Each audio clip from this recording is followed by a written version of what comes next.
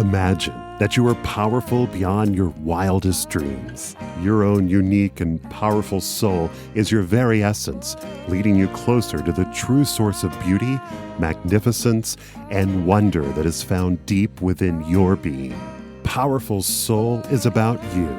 It's about helping you uncover the true nature of your soul. Once you understand the power of who you truly are, you will be unstoppable and you will begin to live your best life. This show is a tool to help you, once again, reclaim the power of your soul. No matter how hard I look, I'm still blind.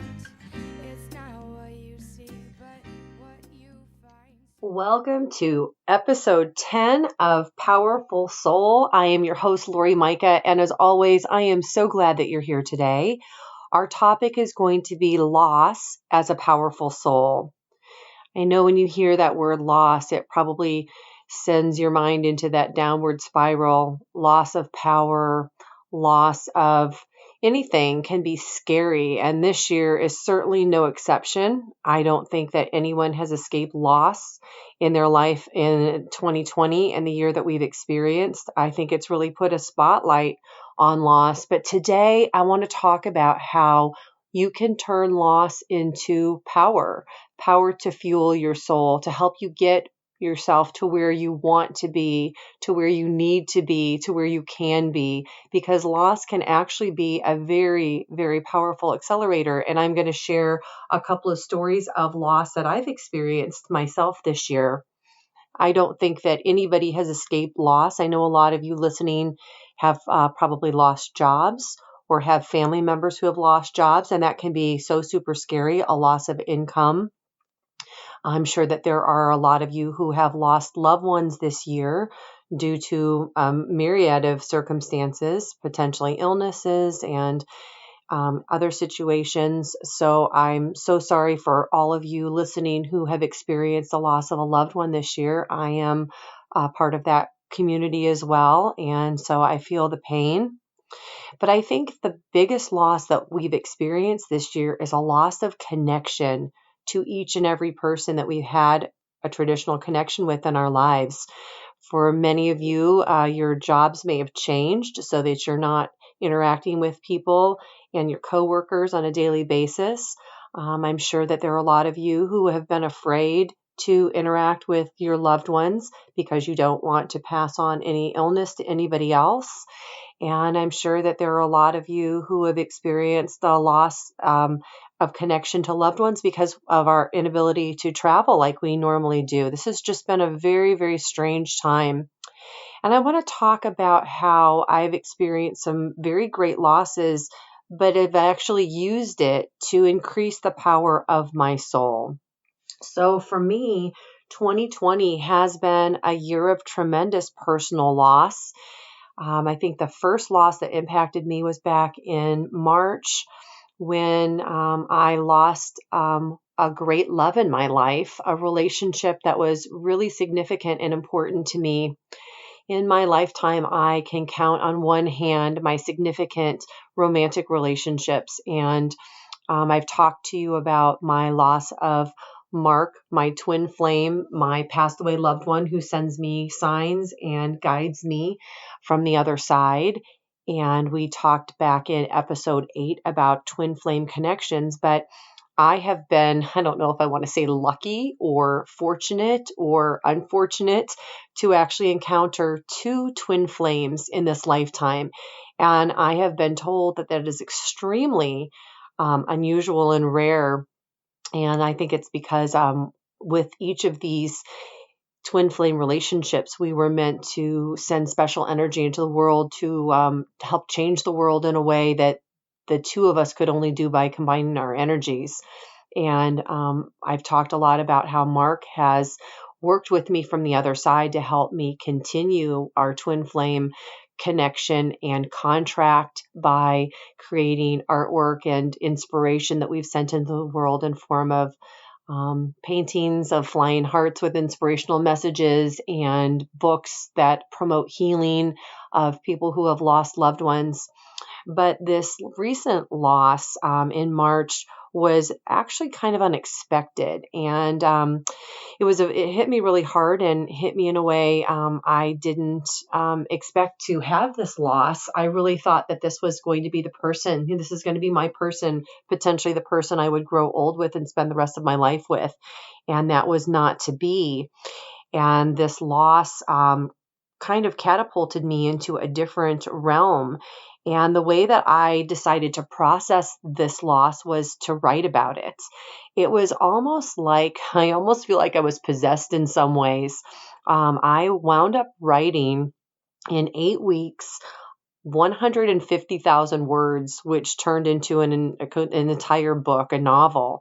And just to give you perspective, 150,000 words in a normal 11 font size print would be over 400-page book. So this was a tremendous amount of writing that I was doing in a very short time.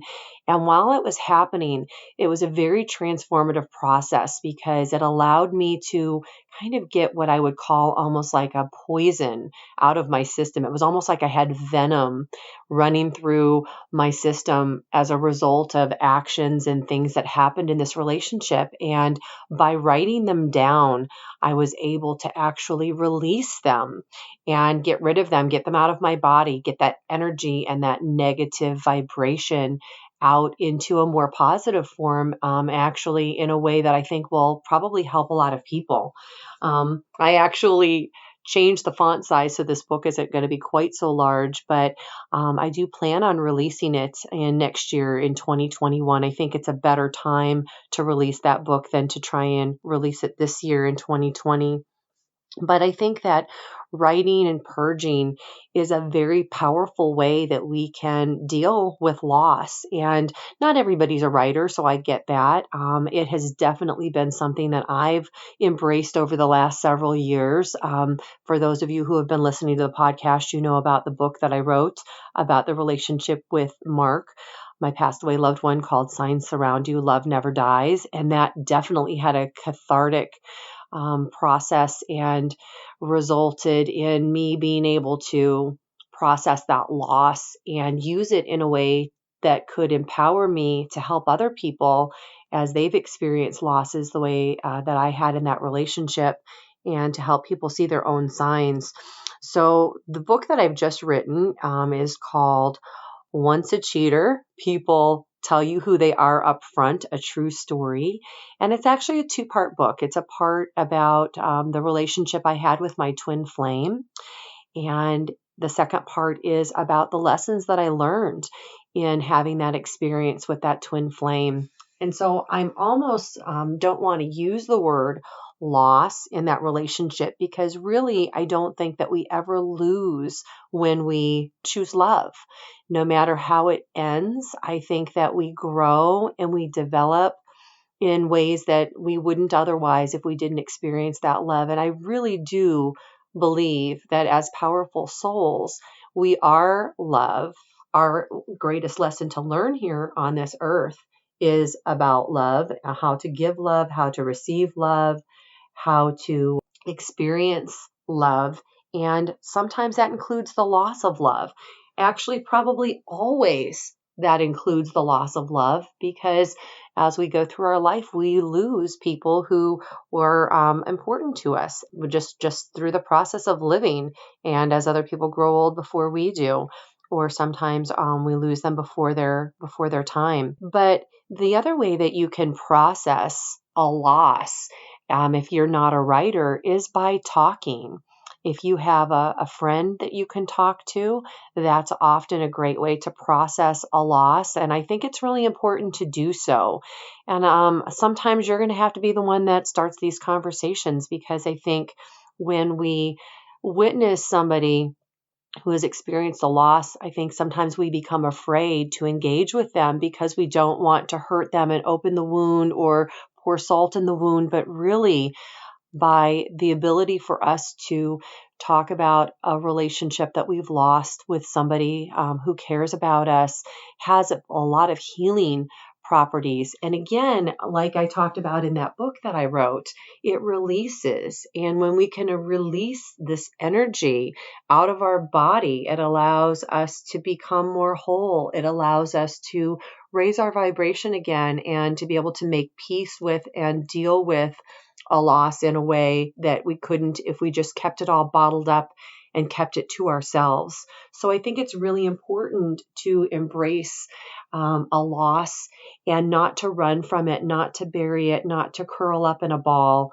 And I'm not saying that you can't be sad about your loss and you can't go through those grieving processes, which of course are the natural way that we experience a loss, through sadness and then sometimes anger.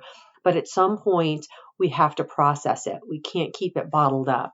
And this is how we stay powerful as souls. This loss, like I said, was very significant, but I found a way to turn it around. And I do believe that now, as I look back on it, I don't look at this as being something necessarily negative that's happened. I look at it as an opportunity for growth and for change and for process. And it's just an experience that we go through in life. And you know that through every one of these podcasts, I talk about at least two of my favorite things. And this brings me to the first favorite thing I want to talk about today, which is a medium that I found named Stephen. He is a lawyer by day, medium by night. He also has his own radio show called Through the Static. He is a very amazing evidential medium, and I was lucky to find him while I was listening to a podcast on YouTube, and I reached out to him and had an incredible reading. It was so incredible, I actually scheduled a second reading with him, and I'm going to talk about that reading in a little bit because it's going to focus on the second loss I want to talk about for me for 2020. But as far as mediums go, I want to highly recommend Stephen. I'm going to have his information highlighted in the show notes, and you can reach him, stephenthemedium.com. And his last name is Macek, Macek. And I really love the way that he brought Mark's personality through really in my reading. Mark has been sending me an amazing, incredible sign over the last 20 months. Mark has sent me the sign Hold the Line, and it is a song by the band Toto. And when I last saw Mark alive, he played 4 Toto songs when he was with the band Starship, and Hold the Line was one of them. And over the last 20 months, what he's done is when I'm listening to the radio station XM Yacht Rock Radio, all of a sudden the song will end, the screen will freeze, and the song Hold the Line will begin playing for almost a full 4 minutes. And when the song ends, the screen updates and goes back to the normal radio programming. And the incredible part about receiving this very special sign on that particular station is that I have been able to confirm that Yacht Rock Radio does not play the song Hold the Line. They play it on some of their other stations like 70s on 7 and Classic Rewind, but they do not play it on Yacht Rock Radio. So he is literally taking over the radio, playing a song that is not normally played, and it's only happening for me. And this has been such a special sign. And since it's been happening for 20 months and it's happened a full 28 times, I wanted to talk to Stephen Medium and have him connect to Mark and kind of give me some insight into what this means. And one of the things we talked about is in this twin flame relationship that ended most recently for me. As a powerful soul, he said he wanted to picture like holding a rein. So you're on a path. You have a path that leads behind you to your past. You have a path that is your present path. And then you have a future path. And you literally hold the reins. You hold the line as you walk through your life and have these different experiences. And I think that sometimes when we enter into a relationship, we become afraid of loss, afraid of the relationship not going the way that we want to. And the way that we can lose our power in those relationships is by letting go of the reins and letting that power kind of, if you could picture almost like an electrical wire. And if you were holding on to that wire and it was just conducting electricity and you were just following it along, it would just lead you in the direction that you're meant to go. But if you let it go, it starts to wildly swing in all kinds of different directions, and now you've kind of dropped your power. You've lost your control. And so it's really important, Stephen said through Mark, to hold the line and to hold on to your power, to not drop it, to not let it go, to not let it run wild, to just sit with it and be strong with it, and then let it lead you where you need to go. And it was explained to me that one of the things I did in that relationship that I lost was I dropped the line. I lost the power. I became afraid of it. I let the fear of that relationship kind of take over. And instead of holding on to it and just letting it lead where it needed to go, I kind of threw my hands up and let the lines down. So I think that this is a message I want to share with you. It was such an insightful message when I heard it. And I wonder how often we do this in relationships. Not just in romantic relationships, but maybe in relationships that aren't very smooth with different family members, or maybe sometimes in friendships. But I think it's really important as powerful souls that we understand the power that we have, and that if we can just hold on to that power and let it lead us in the direction that we're supposed to be, we'll stay on our highest and greatest path. We'll take steps in the direction that we're meant to take, instead of just succumbing to the fear that we can all experience when we have relationships, or we're faced maybe with relationship losses.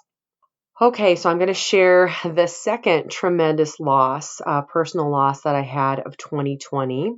And that is that I actually was workforce reducted. And if you notice, I did not say that I lost my job, because I think I take my power away when I say that. So I had a corporate job that I had for a while. We had actually done very, very well as a sales team. As a matter of fact, we were number one in the world in our little sales team, not 1 year, but 2 years in a row. And even with that kind of track record, I still was subject to a workforce reduction. My company made some changes and some things happened, and I was on the wrong side of a spreadsheet. And the next thing you know, I no longer have a job in 2020. And I know that can sometimes be a scary thing, but I'm not letting myself feel scared about it. I actually think it's probably going to be one of my greatest opportunities. And I think that in a few years from now, I'm going to look back and be really excited about this. I've wanted to own myself for a very long time. And there's been a part of me that's always held myself back, thinking, well, maybe if I just have 1 more year at this company doing a job that I'm not super happy doing, and then doing all of these things that I love on the side, like sending my artwork into the world, or writing these books, or recording this amazing podcast to help everybody understand the power of their soul. These are all things I've been doing on the side. And I wanted to own myself for a long time and have like this very kind of a full spiritual business. And I've really held myself back, thinking that I just needed more time. And I think the universe stepped in and said, nope, the time is now. It's time to get busy. So I'm actually going to be using this opportunity to take a break and not even search for another corporate job. I'm going to try to step out and create this business that is my own business, and I'm going to be working on that. So sometimes it's how you look at things and how you talk about them. Actually, if you're one of my friends who doesn't know about this, I really haven't even talked to very many people about this. I haven't even told everybody in my life that this has happened, because I really don't see it as a significant loss, even though, yeah, it's a little bit scary to lose an income. But I just understand that if I focus my attention as a powerful soul, we have the ability to manifest and bring to us the resources we need to create the life that we want to have. And I think that that's exactly what's going to happen. So I'm going to put my money where my mouth is, and I'm going to put this into practice for myself. and see how we can increase the power of my ability to create this job, this dream job that I've been doing on the side, and make it my full-time focus so that I can send this amazing energy into the world that helps a lot of people. So I'm actually really, really excited about this. There are lots of ways that we can process and look at how to reinvent ourselves. And I think this is a year of reinvention for a lot of people. How many of you are listening whose jobs completely changed? Like, you're no longer going into an office. Maybe you're no longer traveling. That was actually a huge change for me back in March, where I was on a plane almost every other week, and I went to literally no travel. And all of my job was being done online and on Zoom calls and on conference calls. And it's a big change, right? But when we focus on what we want and how we want to think about things, then we actually regain our power, because I think the loss of power happens when we feel like we don't have any control. And the one thing that we always have control over is how we talk about something and what we do as a result of some loss or some setback. And I think that it's really important to be able to rebrand ourselves. For those of you who are experiencing a loss of a job or of income, I'm right there with you, experiencing the same thing. And to make my story even more impactful, it kind of happened at a really weird time. I have a dog who I am absolutely in love with. She is my everyday hiking partner, and I've had her for 11 years. And she unfortunately got bit in the face by a rattlesnake in our own yard. And it was after she had just gotten out of the hospital, after she got some anti-venom, and she's totally fine now and totally recovered, that I was hit with this workforce reduction. And I thought it was actually kind of put everything into perspective, because I realized the most important things in my life are the relationships I have with the people in my lives, the friends, the family, my dog. And it really put into perspective that a job is just a job. And when we think that it's any more than that, and then there's a loss, then sometimes that can send us into a tailspin. And if we can just look at things a little bit differently, we really can take our power back. I'm going to focus on the power of creating and manifesting the thing that I want most. And if you're not in the situation where you're doing that for yourself, maybe this is the year to reflect on how you can have what you want in your life. Maybe it's that you lack some education. Maybe it's time to think about taking an online class that helps you increase your ability to attract the job that you really want to have. Because we spend a lot of time in our job, and I think it's super important for us to be able to enjoy what we're doing every single day. If you're not in the situation yet where you can enjoy what you're doing every single day, maybe you can, like I did, start something on the side and then get that to the point where it grows and it can become something bigger. Because as much as I experienced losses this year, I also had tremendous experiences in 2020. I actually published 9 books this year, which is something I would never, if you had told me in 2019 that I was going to publish 9 books, I would have told you that you're crazy. But I actually wound up doing that. And not only publishing 9 books this year, but having a total of 10 books that I've written by the end of 2020 seems like something that almost from a dream. But we really are very powerful in our ability to start creating the things in our life that really serve us emotionally and help fulfill our soul and our purpose here on this earth. Since we're talking about loss in this episode, I want to also share my next favorite thing. I found something quite by accident. So if you're like me and you are a woman who is above the age of about 45, I started to notice that I was losing a little bit more hair than I've ever really lost before. And I just thought it was kind of a fluke, like maybe it was a result of this stress that I had been going through with this relationship. And and this job situation. But when I did a little bit of research, I kind of accidentally, and I say that with air quotes if you could see me right now, I accidentally found something, which is a supplement called Sal Palmetto. And as a pharmaceutical sales rep for 7 years, I like to really do some research on any supplement before I'm going to take it. And I want to read some studies and find out if there's some real statistical significance behind what these supplements are claiming that they do.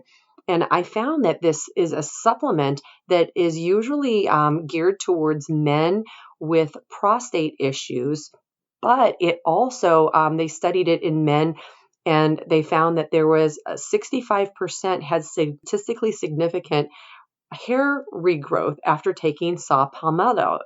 And I decided, what the heck? I didn't really have anything to lose. It wasn't very expensive. It was $20 for a 90-day supply, and I began taking it. I've been taking this now for almost 60 days, and I have to say that the loss that I was experiencing of my hair has significantly decreased, almost back to what it was before. And the reason that we start to lose a little bit of hair as we age is because there is a chemical process in our body called DHT, and it allows us to actually lose a little bit of hair. So this is something that has worked for me. I cannot guarantee that it's going to work for everybody, but if you are experiencing some hair loss and like me, you think that maybe it's not natural hair loss, then this might be the solution for you.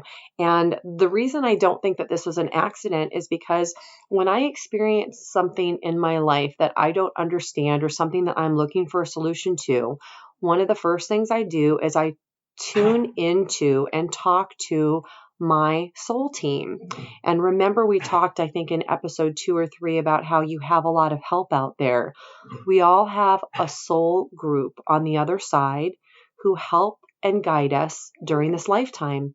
And there's really nothing that we can't ask for help for, but the real takeaway is that you have to ask for the help. They won't just intervene because you have free will. So this was actually a problem that I was asking for a solution to, and I was really just astonished when one day I got some information just doing a search that had nothing to do with this issue, and got my own solution. I think it was just pretty cool.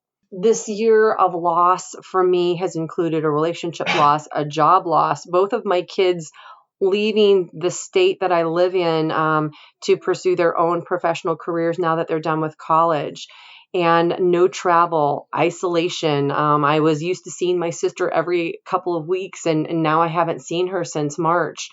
We have just been separated from some of our loved ones. But I will say that for me personally, when I look at this year, I'm not going to look at it with the negativity of any of those losses. I'm going to look at it as a tremendous year of tremendous change, because I think that there are some things that are happening, some things that are brewing in this world. And I think that what's happened in 2020 is very purposeful in the sense that it's a wake-up call. It's a wake-up call for us to understand and know that we are so completely connected to each and every person, and how important and significant these connections are. And by putting a spotlight on separation, where we didn't get to feel these connections for this almost entire year, I think it reunites us with the truth of the matter that our souls are connected to each and every person, and how important it is that we have these relationships, how important these relationships are to our mental health and to probably our physical health as well. For you, I hope that you can take some of the losses that you've experienced this year, and you can find a way to process them, to get them out of your system, to help increase your vibration again. I hope that you can look back and turn around the reflection of your losses so that they actually help you become a more powerful soul. I think it's a waste if you're running, kicking, and screaming from 2020, because really you should be able to look at this as a year of triumph, a year of triumph where we realized that you are powerful, more resilient than you know, and maybe this was the year that you have really discovered the power of your soul. After all, you're here listening, and I believe as a powerful soul, you are right where you were supposed to be. So I really thank you for tuning in. I hope that this has given you something to think about, and I hope that you can embrace the power of who you are. As always, you can find me on lauriemicah.com. I have a comment section on my website page. I would love to hear from you. You can find me at Laurie Micah on Instagram. And also, I am revamping my YouTube channel, and I hope very soon to take these podcasts and upload them with a static picture for the ones that didn't have a recording to go with them. But moving forward, I would like to be able to do a video recording so I can actually connect more. And I'll be adding these episodes up to that channel very soon. You can also connect with me on Soul Heart Art if you're looking for some inspiration. And I'm going to let Kate Usher and the Sturdy Souls take it away. Never forget that you are a powerful soul, and the essence of you is pure spirit. You are a soul in a body, not a body with a soul. Part of your lesson here on this earth is to remember who you truly are. You are beautiful beyond measure, and together we can change the world. Thank you, and I look forward to connecting with you again very soon. So just be you, your beautiful self. 'Cause when you love you, you don't need nobody else. Singing la-ti-da-di-da, oh la-ti-da-ti-da-di-da. Life is beautiful when you know just who you are. La-ti-da-di-da, oh la-ti-da-ti-da-di-da.